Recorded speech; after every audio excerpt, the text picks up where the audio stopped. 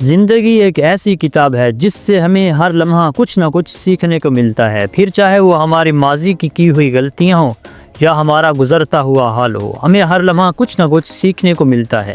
اور اسی حوالے سے میں آپ سے شیئر کرنے والا ہوں ڈاکٹر اے پی جے عبد الکلام کے کچھ کوٹس، جس سے ہمیں کچھ نہ کچھ سیکھنے کو ملے گا۔ ڈاکٹر اے پی جے عبد الکلام کا کوٹ ہے جو سب سے پہلے میں آپ سے شیئر کرنے والا ہوں، وہ ہے look back and get experience. اپنے ماضی میں جھانکو اور اس سے تجربہ حاصل کرو۔ ہم اپنے ماضی میں جھانک کر سیکھ سکتے ہیں کہ ہم نے کہاں غلطیاں کی، کہاں کامیاب ہوئے۔ یہ ہماری کہانی کا وہ حصہ ہے جو ہمارے کردار کو مضبوط بناتا ہے۔ ماضی سے سیکھو اور تجربہ حاصل کرو۔ دوسرا کوٹ ہے look forward and see hope. اپنے سامنے دیکھو، اس کا مطلب یہ ہے کہ اپنے فیوچر پر فوکس رہو۔ آگے کا سفر نامعلوم ہے، لیکن یہی تو خوبصورتی ہے۔ امید ہمیں حوصلہ دیتی ہے کہ بہتر دن آئیں گے۔ اندھیری رات کے بعد ہمیشہ سورج نکلتا ہے۔ تو ہمیں اپنے فیوچر پر فوکس رہنے کے لیے انہوں نے کہا ہے کہ look forward and see hope.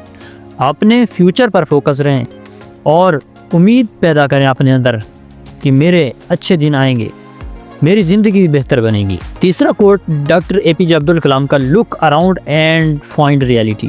اپنے ارد گرد دیکھیں، چاروں طرف دیکھیں اور حقیقت کو پہچانیں۔ حقیقت تمہارے سامنے ہے، تمہارے ارد گرد ہے۔ یہ لمحہ، یہ دنیا، یہ تمہیں بتاتی ہے کہ زندگی کا اصل حسن ان چیزوں میں چھپا ہے جنہیں ہم اکثر نظر انداز کر دیتے ہیں۔ تو حقیقت کو، ریئلٹی کو پسند کرنا اور ریئلٹی کو تلاش کرنا بہت ضروری ہے۔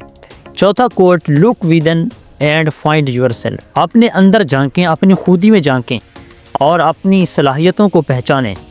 تمہاری سب سے بڑی جنگ تمہارے اپنے اندر ہے۔ تمہاری شناخت، تمہارے خواب، تمہارا خوف، سب کچھ وہیں چھپا ہوا ہے۔ اگر تم خود کو سمجھ لو تو دنیا کو سمجھنا بہت آسان ہو جاتا ہے۔ تو خود شناسی کے لیے ڈاکٹر اے پی جے عبد الکلام نے کہا کہ لک ودن اینڈ فائنڈ یور سیلف۔